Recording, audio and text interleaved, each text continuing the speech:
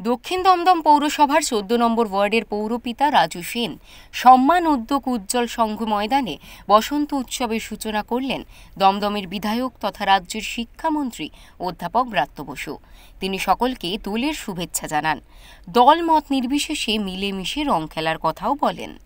বাংলায় সমস্ত রকম ধর্মে তার ধর্মের যে আচার বা অনুষ্ঠান তা তারা স্বচ্ছন্দে আনন্দে তারা প্রকাশ করতে পারে। ফলে আজকে ঠিকই যে দোলও আছে, জুম্মার নামাজও চলছে।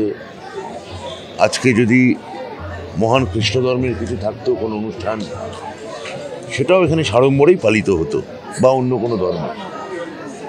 ধর্ম শব্দটার অর্থ হচ্ছে ধারণ করা। ধর্ম ধারণ করা থেকে শব্দটা থেকে ধৃ ধাতু। ফলে এটা মানুষের ব্যক্তিগত নিজেকে, এটা একটা ব্যক্তিগত চর্চা, প্র্যাকটিস। এটা প্রাইভেট বিষয়। এটাকে কখনো যে বিজেপি ধর্মকে রাস্তাঘাটে নামিয়ে আনতে চাইছে এবং ধর্মভিত্তিক রাজনীতি করতে চাইছে, পোলারাইজ পলিটিক্স করতে চাইছে, সেটা বাংলায় কখনো গ্রহণ করা হবে না।